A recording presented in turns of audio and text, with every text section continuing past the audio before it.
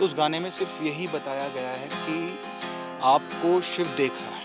फिजा में जब पहले से ही इतना जहर घुला है, फिर कोई क्यों बर्बादी की कथा लिखने पे तुला है। रामेश्वराय शिव रामेश्वराय, हरि हरि भोले नमः शिवाय। रामेश्वराय शिव रामेश्वराय, हरि हरि भोले नमः शिवाय। नमः शिवाय, ओम नमः शिवाय।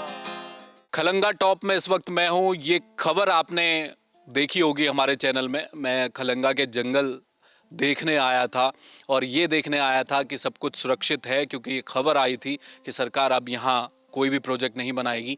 और उसी खबर के दौरान मुझे अमित नेगी यहाँ मिले थे और मैंने इनसे उस वक्त पूछा था अभी कि क्या ये सोच रहे हैं, देहरादून के रहने वाले हैं। तो ये हाथ में गिटार, माथे पर त्रिपुंड और ये यहाँ बैठे मुझे मिले।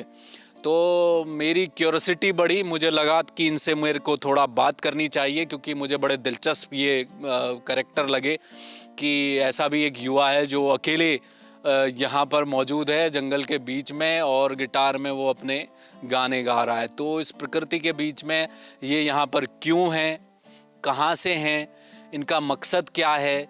जिस समय हम बात करते हैं कि उत्तराखंड का युवा, क्या हम नशे की तरफ बढ़ रहे हैं, क्या हम बेरोज़गारी की तरफ बढ़ रहे हैं, ऐसे में ये पक्ष भी युवाओं का देखना बड़ा दिलचस्प है। इसलिए मैं इनसे बात करूंगा और इनकी क्या मकसद है इनका यहाँ आने का, इस जंगल के बीच में गिटार के साथ, इनसे बात करेंगे।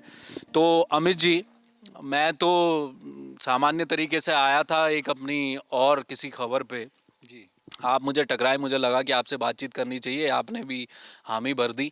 तो आप क्या देहरादून के रहने वाले हैं? जी सर, मैं अपना देहरादून का निवासी हूँ यहाँ पे। वैसे मैं टिहरी डिस्ट्रिक्ट से बिलोंग करता हूँ। अच्छा, टिहरी के रहने वाले हैं। जी जी जी।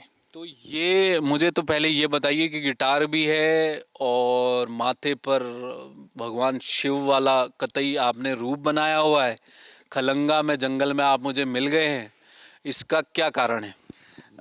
देखिए, मैंने अभी मतलब बताया था आपको कि मैं वैसे तो यहाँ पे आता रहता हूँ और बहुत जहाँ पे भी मतलब मंदिर होते हैं मैं वहाँ पे जाना बहुत अच्छा लगता है। मुझे बहुत दिल को सुकून मिलता है, क्योंकि जीवन में अब देखा जाए तो जीवन में ना लोगों बहुत बिजी हो चुके हैं अपनी लाइफ में, अपनी दिनचर्या में बिजी हो गए, लेकिन भगवान के लिए उनके पास कोई समय नहीं है, जिससे कि वो बहुत मतलब परेशान भी रहते हैं। काफ़ी टाइम बाद उनको एहसास होता है कि यार हमने अपना समय गंवा दिया।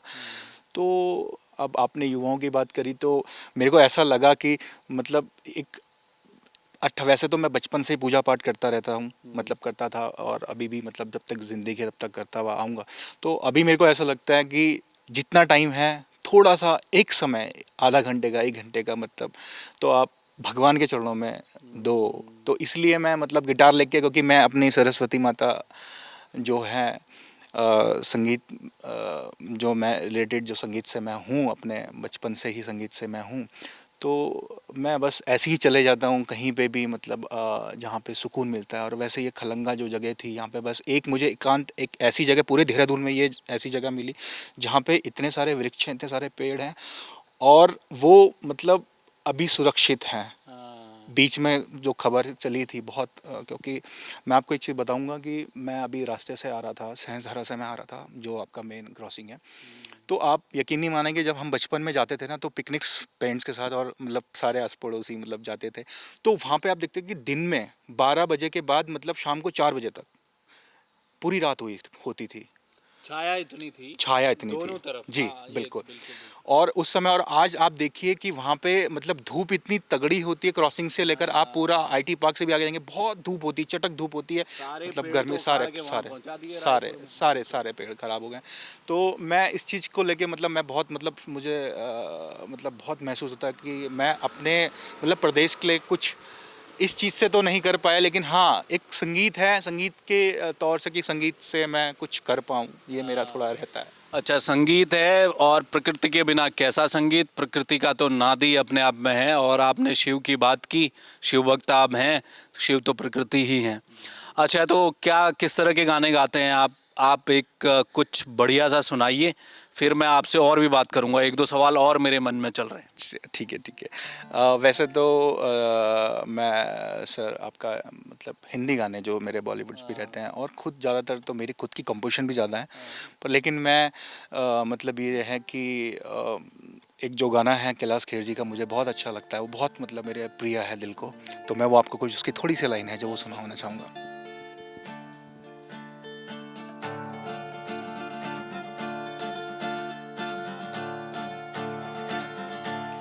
एरी सखी मंगल गाओरी, धरती अंबर सजाओरी, उतरेगी आज मेरे पी की सवारी, हर कोई काजल लाओरी, मोहे काला टीका लगाओरी, उनकी छव से दिखूं मैं तो प्यारी,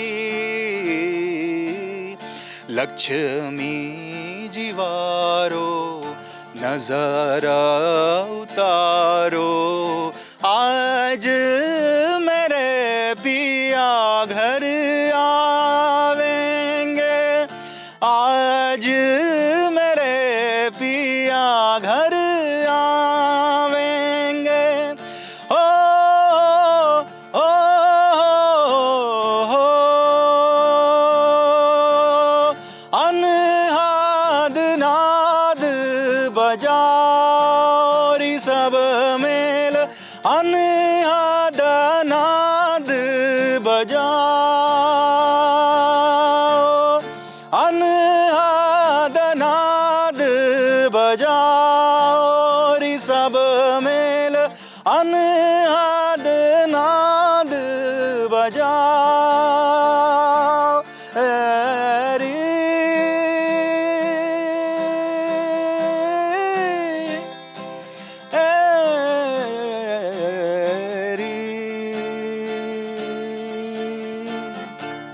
वाह, क्या बात है। तो अमित भाई ये बताइए, शिव पर क्या किया है आपने। आप प्रकृति की बात कर रहे हैं, शिव की बात हो रही है, तो कुछ है ऐसा जो हमारे दर्शकों को आप अभी बताना चाह रहे हैं।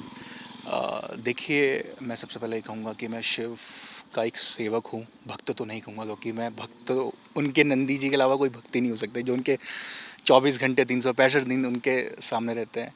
तो मैं कि उनका सेवक हूँ, उनको बहुत मानता हूँ। और एक मैं मतलब हमारा मतलब मैंने जैसे आपको मैंने बताया कि संसार में बहुत सर्वनाश और ये पेड़ कटान और मतलब विनाश जो संसार का हो रहा है, क्योंकि आज ये पेड़ हैं जो हमें थोड़ा बहुत मतलब अब अगर हम देखेंगे कि ऑक्सीजन मिल रही है, ये कल के टाइम सब खत्म हो जाएगा, कल के टाइम सब बीमार की चपेट में आ जाएंगे, है ना। तो मैं ये कहना चाहूँगा कि मैंने ही एक मतलब अपना कुछ एक गाना बनाया था, शिव तांडव, जो अभी आने वाला है कुछ टाइम में, मतलब दिवाली में लॉन्च हो जाएगा वो गाना। तो उस गाने में सिर्फ यही बताया गया है कि आपको शिव देख रहा है, आपको शिव भगवान देख रहे हैं, और आप कतई ही ये विनाश ना करें। विनाश मतलब ये जो आप जो विकास के नाम पर पेड़ कटना, बिल्कुल बिल्कुल खेती कम होना, इसकी बात आप कर रहे हैं। जी बिल्कुल, यही मतलब विनाश मतलब ये कि जैसे संसार में ये चीज़ हो रहा है, मतलब पेड़ कट रहे हैं और पहाड़ को खोदा जा रहा है, मतलब ताकि रोड चौड़ीकरण हो। आप देखेंगे बद्रीनाथ हाईवे में कितना सारा मतलब आप इस टाइम आप जाएंगे बरसात के बाद, तो वहाँ तो मतलब लैंडस्लाइड इतनी हो जाती है, क्योंकि पेड़ चौड़ीकरण के लिए वहाँ पे पेड़ काटा गया है ना। और कितने मतलब सारे पेड़ों को काटा गया है। यहाँ सहस्त्रधारा में आप देख लीजिए कि मतलब इंसान अपने मतलब उसको एक साधन, एक उसको एक साधन मिल जाए, बहुत अच्छा सा मिल जाए, तो पर लेकिन साधन वो विनाश हो जाएगा। ये साधन तो ठीक है, लेकिन पर वो विनाश अगर वो हो गया, तो फिर तो मैं सोचता हूँ कि वो साधन तो नहीं, किसी काम का नहीं है। अच्छा, इसी पर आपने एक थीम सॉन्ग आपने बनाया है, और वो क्या, उसको क्या अभी वो आ गया है, क्या उसका है अभी। मैं आपको बताना चाहूँगा कि वो जो गाना है, वो जो भजन है, सॉन्ग है शिव का, वो अभी मतलब आया नहीं है, मतलब आने वाला है। अच्छा। और वो लॉन्च होगा दिवाली में। अभी मतलब उसका काम पूरा चल गया है, मतलब शूट वूट जो भी है वो अभी चल रहा है, पूरा हो गया है। तो उसमें यही बताया कि भैया विनाश ये करना बंद कर दो। ये विनाश अगर आप करोगे, अभी देखिए आप, कोरोना से हम कितने उभरे हुए थे, कितने लोग मतलब कितनों ने अपने जान गंवा दी, और लोग इतने डरे हुए थे कि अपनों को ही मतलब वो पास भी नहीं बैठा रहे थे, छू भी नहीं पा रहे थे। नहीं कर पाए। तो ये एक, मैं कहना चाहूँगा कि ये एक भगवान का सिग्नल है हमारे लिए। और अभी ये ऑरेंज में है, ग्रीन तो बहुत पहले था, अभी ये ऑरेंज में है, और ये रेड अलर्ट होने में टाइम नहीं लगाएगा। और अगर ये जिस दिन रेड अलर्ट हो गया तो समझो कि विनाश फिर भोलेनाथ ही करेंगे फिर तो। क्योंकि अगर हम अपने बातों से और अपने समझदारी से अगर हम माने नहीं है कि प्रकृति की जो देन है वो प्रकृति की रहने दीजिए। जो पेड़ प्रकृति का है, जो चीज़ मतलब जो जैसा भी प्रकृति ने दिया है वो उसको हम वैसा करते रहें। और दूसरी बात मैं कहना चाहूँगा, मतलब इससे मुद्दा तो मतलब मेरा बहुत, मतलब जो गाने में मेरा है एक ऐसी थीम सी बता रहा हूँ मैं आपको कि मेरा जो गाना है, आज देख लीजिए, भाई भाई भी नहीं रहा है, सब चीज़ सब खत्म, पैसा, सब, इंसानों की मेंटेलिटी बहुत अलग हो गया है। जब इंसानों की मेंटेलिटी घर से ऐसी होगी तो फिर बाहर तो प्रकृति को नष्ट करेंगे ही करेंगे। चलिए, बहुत अच्छा है ये। अच्छा, चले आखिर में हमारे दर्शकों को आप, क्योंकि हम तो उत्तराखंड की बात कर रहे हैं, यहाँ के पहाड़, जंगलों, ज़मीन की बात कर रहे हैं। ये तो खैर पूरे उत्तराखंड के लोगों की समस्या है कि पेड़ कट रहे हैं, कृषि की ज़मीन कम होती जा रही है, हम सड़कें तो खोद दे रहे हैं, हम दिल्ली से देहरादून 2.5 घंटे में पहुँच जाएंगे, सब ठीक है। लेकिन जो बात आपने कही ना कि किसके लिए कर रहे हैं हम, क्या हमारी आने वाली पीढ़ी को हम वहाँ तक ले भी जा पाएंगे अगर हमारा पर्यावरण ख़त्म हो जाएगा।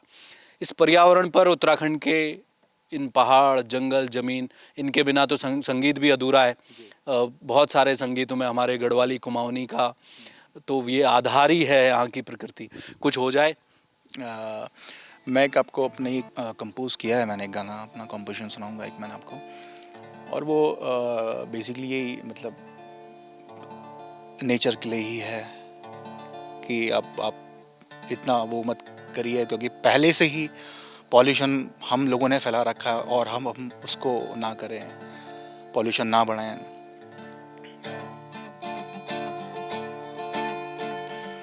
फिजा में जब पहले से ही इतना जहर घुला है, फिर कोई क्यों बर्बादी की कथा लिखने पे तुला है।